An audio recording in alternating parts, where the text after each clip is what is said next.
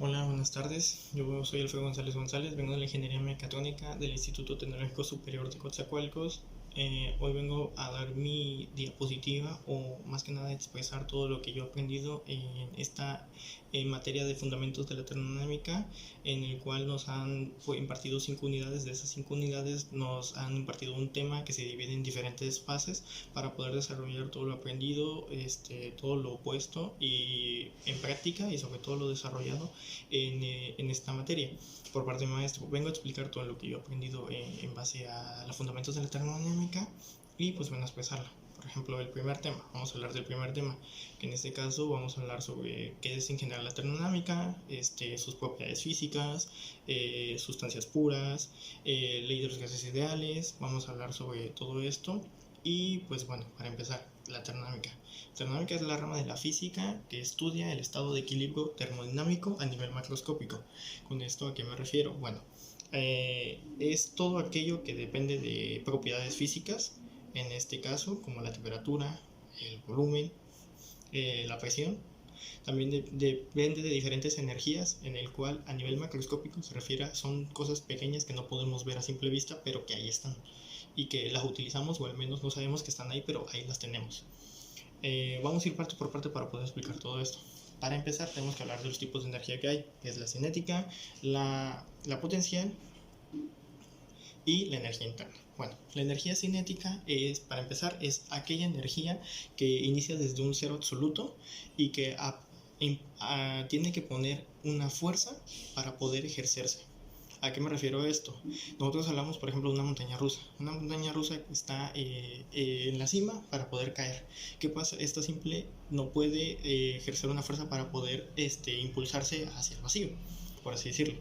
¿Qué pasa? Necesita una fuerza que lo empuje. En este caso se le llama trabajo. Este trabajo empuja esa fuerza, y a la velocidad a la que vaya a ir necesita una velocidad igual para poder disminuir totalmente y poder así entrar en un estado de reposo y simplemente parar.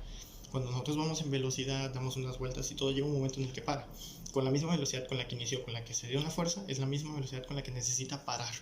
De lo contrario no se va a poder. Esto es la energía cinética, es una fuerza en la cual necesitas para poder impulsar un objeto. Ahora, la energía potencial. ¿Cuál es la energía potencial? La energía potencial es aquella que está almacenada en un objeto, dentro o fuera de un entorno. ¿A qué se refiere esto? Bueno, la energía potencial es aquella que necesitamos almacenada en un objeto, como en este caso, por ejemplo, sería las bolas estas de demolición que utilizan para destruir casas, edificios, etcétera, que necesitan. Esta máquina está enrollada o al menos esta bola, esta masa enorme para poder destruir, está en una máquina sostenida por medio de un cable. ¿Qué pasa? Ese cable tiene una presión grande por mantener esa bola. Puede, pero ¿qué pasa? Toda esa bola mantiene un almacenamiento de energía grande, que depende el lugar y a la altura en que se encuentre, va a poder ser va a ser más o menos una fuerza de impacto bastante grande, depende de donde se encuentre. ¿A qué me refiero a esto? Si por ejemplo nosotros la tenemos estática o la tenemos simplemente en un estado de reposo, toda esa fuerza está almacenada, el cable simplemente está ahí manteniéndola y está a pocos metros del piso. Si esta se suelta, va a hacer un daño en el concreto y se va a romper por la fuerza que tiene y todo eso. Pero no va a ser la misma fuerza si esta se encontrara a 10 o a 20 o 30 metros de altura, más que solo un metro o cerca del piso. Entonces el impacto de la trayectoria va a ser muchísimo más fuerte. Cabe destacar que estas dos energías van de la mano. La energía cinética y la potencial van de la misma, porque las necesitan. Por ejemplo, primero es la potencial, que es la energía almacenada dentro de ese sistema. En el momento en que necesita una fuerza de contacto, esa energía almacenada se va a convertir en energía cinética. Cuando impacta o algo, en este caso el choque, toda energía almacenada va a impactar con ese objeto y por lo tanto va a ser un gran choque. Esas dos energías van de la mano. Ahora, la energía interna. ¿Qué es la energía interna? Bueno, la energía interna va a ser la energía molecular, que va a depender de las moléculas en desorden. ¿Qué pasa con esto? Bueno, la energía interna es aquella que se encuentra dentro de un sistema. Pronto les voy a explicar qué es un sistema. Pero bueno, mientras tanto, dentro de ese sistema, nosotros necesitamos también de la energía cinética para ello. En este caso, la energía de calor en trabajo. El trabajo es el trabajo mecánico, es aquella fuerza justamente que se impulsa, que tiene que ver con la energía cinética para generar calor. Porque la energía cinética, mientras a más temperatura está, más caliente va a ser. Entonces eso es un calor. Y ese calor dentro de un sistema, todo lo que hay dentro de ese sistema, se va a convertir en energía interna. Esa energía interna dentro de ese sistema va a estar ahí, pero no la podemos ver porque es a nivel macroscópico. Es muy pequeña y no se puede ver a simple vista, pero ahí está. Y que cuando se sale de ese sistema, simplemente pues va a cambiar. Bueno, ahora necesitamos saber las propiedades para poder ayudar a estas energías a hacer diferentes situaciones en nuestra vida. Por ejemplo, la presión. La presión es aquella magnitud la cual lo utilizamos para aplicar fuerza a un cierto objeto y que éste se vea afectado gracias a ella. Sirve para calcular y medir cualquier tipo de presión a esos objetos, la fuerza en la que se está dando. Por ejemplo, si tú aprietas algo, tú le estás aplicando presión. Entonces eso se puede medir para saber con qué fuerza tú le estás dando a eso, y ya sea para romperse o para que aguante. Así, por ejemplo, los carros hacen las medidas cuando están viendo las pruebas de choque. Cuando utilizan un carro y va a chocar, esa presión que hace para romper el carro, ven qué fuerza necesita para poder romper un carro y saber con qué magnitud la fuerza es equivalente para que ese carro se destruya o no. Entonces depende del choque, puede haber mucha presión y simplemente volver en pedazos o simplemente aguantar, y así es como hacen que los carros sean más resistentes, saber con qué presión pueden mantener ese carro. Ahora, el volumen, vamos a hablar del volumen. Aquí se le llama volumen específico, no es lo mismo que un volumen normal. ¿Qué pasa? Cuando el volumen de un objeto no es irreversible a la densidad, eso para empezar. ¿Qué pasa? Este volumen, cuando tú tienes, por ejemplo, dos bloques de concreto, dos bloques de hierro, o en este caso cualquier tipo, a diferentes tamaños, el peso y el volumen normal van a ser totalmente diferentes porque el tamaño es grande, pero el volumen específico de los dos va a ser el mismo. ¿Por qué? Porque son la misma situación, los mismos químicos, los mismos materiales. El volumen específico de los dos tiene que ser el mismo, solamente va a cambiar el volumen original de cada uno. Entonces esto es el volumen específico.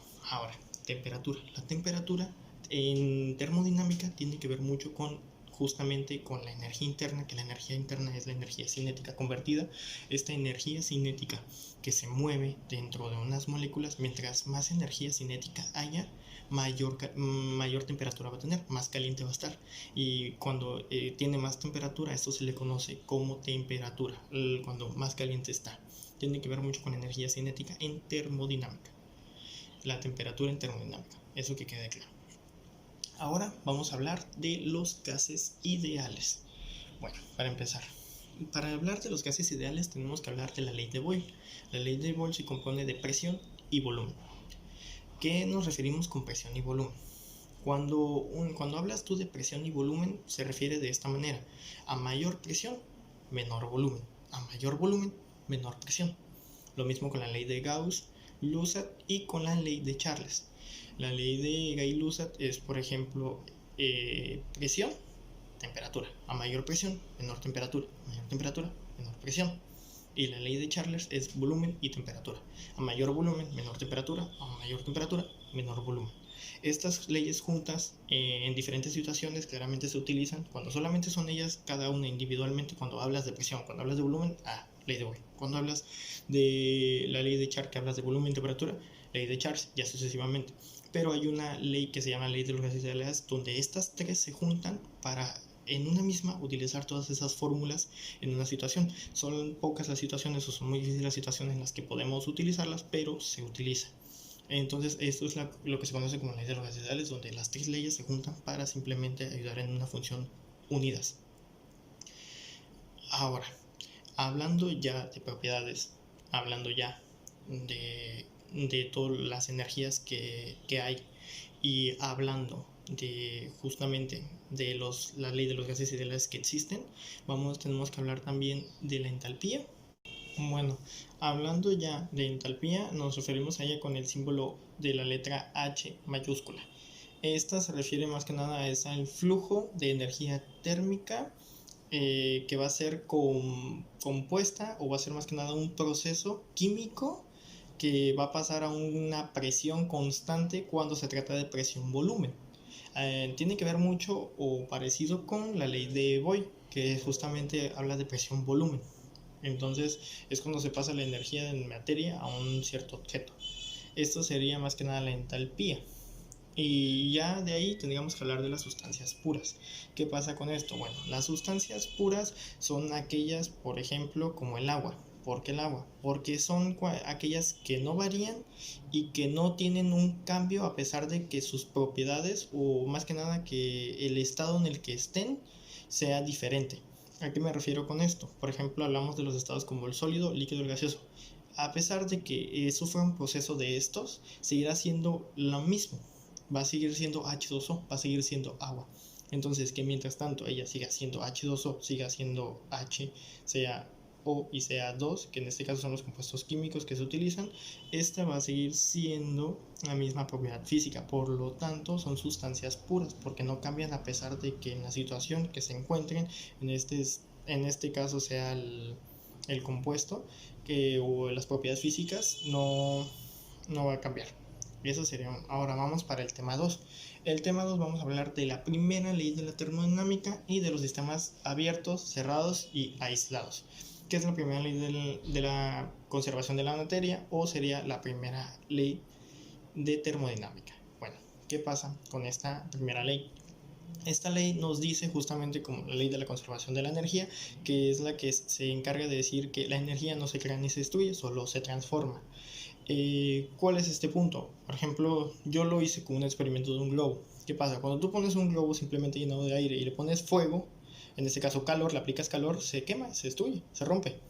Cuando tú le pones una propiedad como el agua, que absorbe energía dentro de ese globo, aparte de que tenga aire, y tú lo cierras y tú le pasas el S, el fuego no le va a poder hacer nada. Simplemente le deja que como quemado eso, pero toda esa energía se absorbe. Es donde digo que dentro de ese sistema hay energía interna. Esa energía de calor se absorbe y dentro se hace energía interna. Es un desorden de moléculas porque las moléculas se calientan, que tiene que ver con la energía cinética y a final de cuentas la temperatura. Todo eso tiene que ver en lo mismo. Entonces a esta primera ley se le llama la ley de la conservación de la energía, el cual tiene que ver con eso, que la energía no se crea ni se destruye, solamente se transforma. Y lo podemos ver en muchos ejemplos más. Ahora, ¿qué pasa con los sistemas abiertos, cerrados y aislados? Bueno, el sistema abierto es aquel que comparte tanto energía como materia con el exterior, o sea que pueden salir y pueden entrar tanto energía como materia. Ahora, ¿cuál es la diferencia con el sistema cerrado? El sistema cerrado es aquel que solamente comparte energía, pero no materia. Quiere decir que a final de cuentas la energía puede salir, puede moverse y todo eso, pero la materia sigue quedándose ahí, se queda y no se puede mover. Entonces es un sistema cerrado. Ahora, ¿cuáles son los sistemas aislados? Son aquellos que no comparten ni energía ni materia. Son escasos, pero sí hay, por ejemplo, el más difícil o que se puede encontrar. En este caso, un ejemplo claro de él es más que nada justamente los vasos esos térmicos que puedes cerrar y que no comparten nada, que simplemente dentro se mantiene caliente, se mantiene frío, pero no se puede, como por ejemplo un vaso normal, que tú lo pones de hielo y el hielo se derrite. Si tú lo tienes pues caliente, puede al final de cuentas enfriarse, nada. Ese se mantiene en la temperatura que tú lo mantengas, ya sea caliente o frío. Entonces este es uno de ellos. Un ejemplo de sistema abierto pues puede ser justamente un sistema en el cual puedas dar ¿cómo les puedo decir? Un sistema abierto sería aquellos en el que puedas compartir las dos, por ejemplo, justamente un vaso. Un vaso en el puedes salir y entrar tanto la materia como la energía, porque es abierto. Un sistema cerrado, por ejemplo, podría ser el mismo globo. El globo, una vez que tú lo cierras, no puede salir ni entrar nada, a menos que lo rompas, lógicamente. Entonces, mientras que tú lo tengas cerrado, no puede compartir. Eso sí, sí puede compartir la energía. Como les dije, cuando pones el calor, el agua que está dentro lo absorbe. Y la energía, cuando tú lo tocas, se siente un poco caliente. Que deja de sentirse, toda esa energía pasa adentro y se convierte en energía interna. O sea, quiere decir que comparte energía, pero no materia. Lo que hay dentro no puede salir, a menos que lo rompas. En este caso, por ejemplo, el agua. Ahora, hablando ya de estos, es un tema rápido, sencillo, la verdad, no es nada complicado de aprender y más con práctica, con ejercicios, la verdad se aprende bastante bien. La primera ley no es una confusión, Vamos con el tema número 3. El tema número 3 nos explica hablamos de la segunda ley de la termodinámica y hablamos de los procesos reversibles, irreversibles y de la entropía. Bueno, aquí para empezar la segunda ley tiene que ver con la primera. En varios casos no se puede efectuar la primera sin haber antes ocurrido la segunda, porque la segunda se encarga más que nada del proceso de la dirección de él, y lo que es la primera ley se encarga del proceso y de la transformación de la energía. En este caso la segunda va a direccionar hacia dónde va a ir o cómo se va a efectuar, porque tiene que ver con los procesos reversibles, irreversibles y entropía. ¿Qué son cada uno de estos procesos? ¿Qué pasa? Bueno, el proceso reversible es aquel que nosotros vamos a utilizar algún cierto objeto para poder volver a su estado original. ¿Qué pasa? Cuando tú, por ejemplo, utilizas una liga, tiene una forma, es circular o es redondilla, como lo quieras ver, y si tú la doblas, si tú la mueves, si tú le jalas todo o la lanzas, cuando tú la vuelvas a ver o la vuelvas a agarrar, va a volver a su estado original, a pesar de que tú la hayas estirado, la hayas hecho lo que sea, va a volver a su estado original. Eso es un proceso reversible. Cualquier objeto que, a pesar de que tener una forma física ya definida, si tú lo mueves o algo, puede volver a su estado original. Por ejemplo, esas bolas que utilizan para la gente para mantener cuando se sienten presionados y todo, esas que están apriete, tienen una forma circular. Cuando tú la aprietas, lo que haces es como hacerla de lado. Cuando tú la aprietas y la sueltas, vuelve a su estado original. Eso es un proceso reversible. Procesos irreversibles son aquellos que no pueden volver a su estado original de ninguna manera. Bueno, ¿qué pasa con estos? Estos ejemplos pueden ser, por ejemplo, una taza de café. Cuando tú pones, por ejemplo, el café, le pones el azúcar, lo que sea, estos compuestos ya no pueden volver a su estado original. Ya lo que está dentro ya se revolvió y ya no puede simplemente quitarse. Eso es un estado irreversible. Ahora, ¿qué es la entropía? ¿Qué tiene que ver la entropía aquí? Bueno, la entropía yo la conozco de dos maneras. La entropía, por ejemplo, en los objetos que nosotros podemos utilizar es a mayor o puedas tú demostrar algo, mayor entropía va a haber. Mientras menos puedas demostrar algo, menos probabilidades tengas de demostrarlo, menor entropía va a haber. Yo pongo mucho el ejemplo de un dado y una moneda. En una moneda tienes dos caras. Tienes de 10 posibilidades, puedes tener la mitad asegurada, entre comillas. ¿Por qué? Porque solamente son dos lados. En un dado no. En un dado son 6. Por lo tanto, no se puede. Es algo muy difícil por asegurar muchas caras porque son muchos lados. Entonces es muy difícil asegurar cuál te puede caer. Entonces, a mayor posibilidades, mayor entropía va a haber. Ahora, justamente en termodinámica tiene que ver mucho con el desorden de las moléculas, con la energía interna dentro de un sistema. ¿Cómo es una manera de comprobarlo? Cuando tú pones un vaso, por ejemplo, yo lo hice un experimento, si tú pones un vaso y le pones un Alka-Seltzer, en este caso una de esas para el dolor de cabeza y todo eso con agua, y los tienes a diferentes temperaturas, uno frío, uno muy caliente y uno de temperatura normal, vas a ver que mientras más temperatura haya, cuando lo pongas se va a disolver en segundos. Es porque a mayor temperatura, el mayor desorden de moléculas, mayor entropía va a haber. Mientras más temperatura haya, mayor entropía va a haber, mayor desorden de moléculas. Mientras más fría esté, menor temperatura que haya, menor va a ser la entropía que va a haber porque el desorden de moléculas va a ser muy pequeño. Entonces esas son maneras de ver la segunda ley que tiene que ver con estos tres procesos. Prácticamente la segunda ley tiene que manejarse con tres procesos: reversibles, irreversibles y la entropía. La entropía tiene que ver igual con los dos sistemas de irreversibles y reversibles. La entropía puede estar dentro de ellos porque a final de cuentas se maneja por el desorden de moléculas y moléculas hay en todos lados.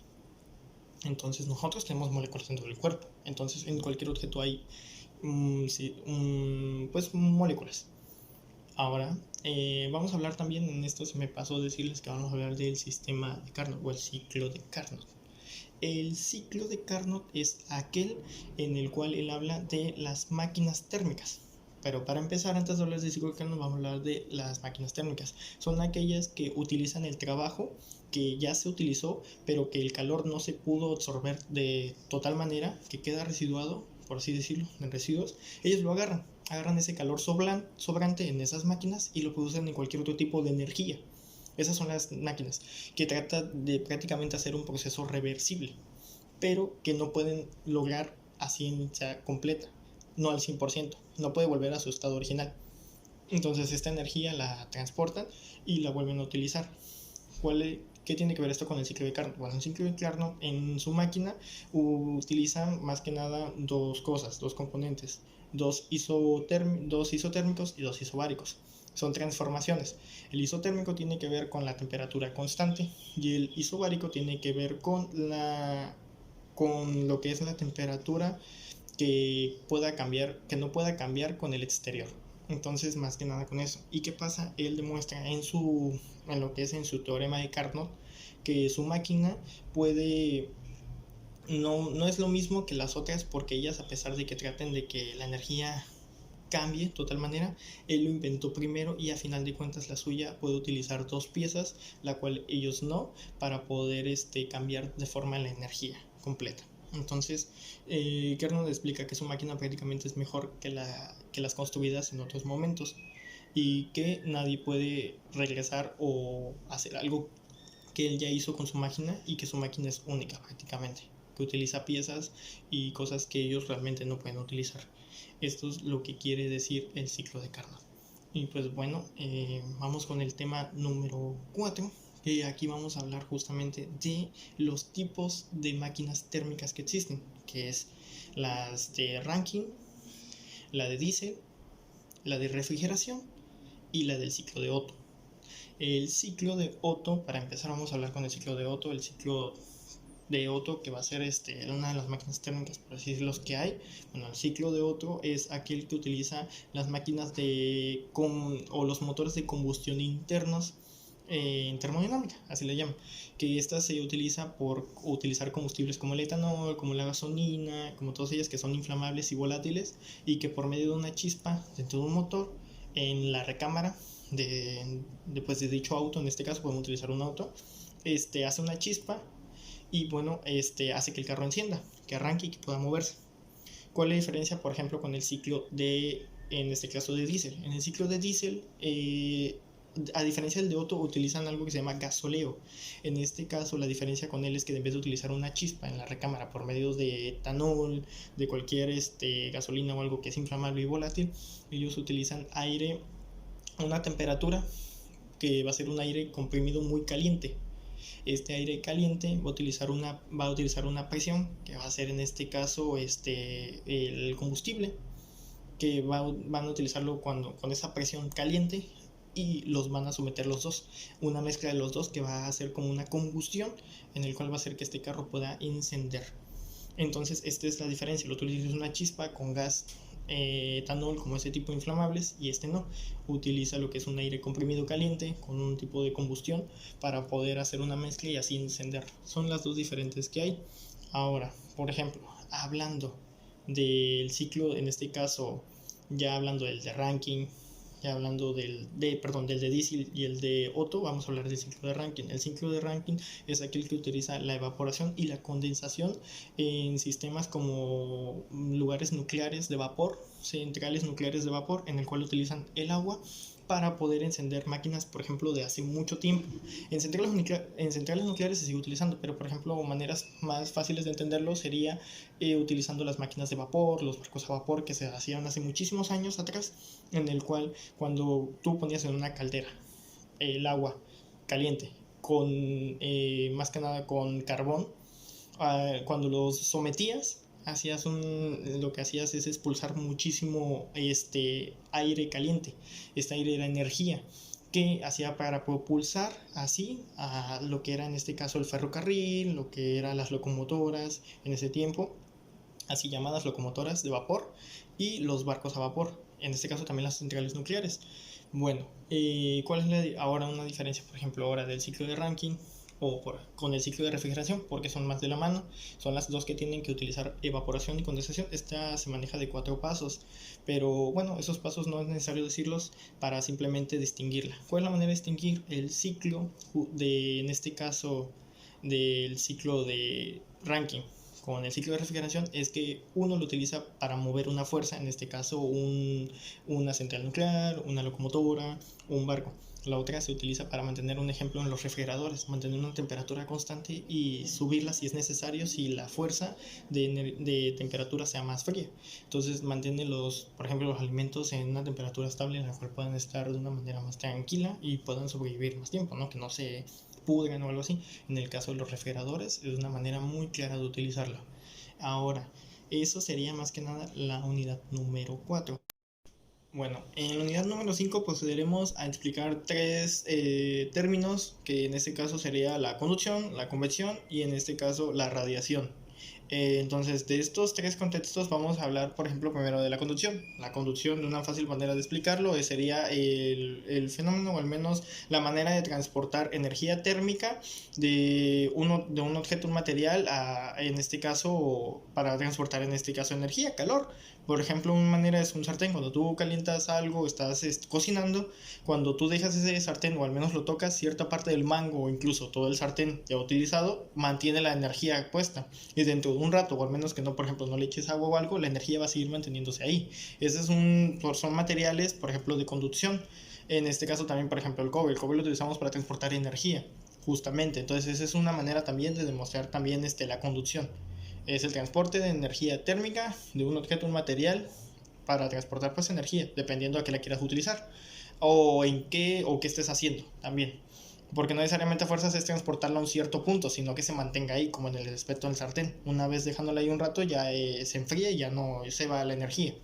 Ahora, la convección. ¿Qué es la convección? Bueno, la convección es el uso o el transporte igual de energía, pero más que nada intercambio de energía de dos estados iguales. Por ejemplo, dos líquidos, dos gaseosos. Un ejemplo rápido es, por ejemplo, cuando tú estás haciendo un café, que juntas en un agua fría con un agua caliente. O, por ejemplo, utilizas el agua ya caliente y le echas, por ejemplo, leche, a veces un leche fría. Entonces, el intercambio de energía de ellos dos es un efecto de convección.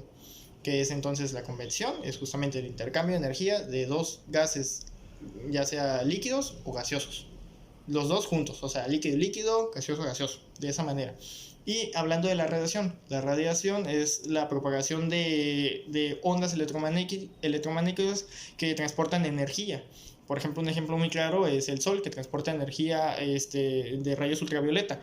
Un ejemplo. Otros ejemplos son los rayos gamma, los rayos X, los rayos UV.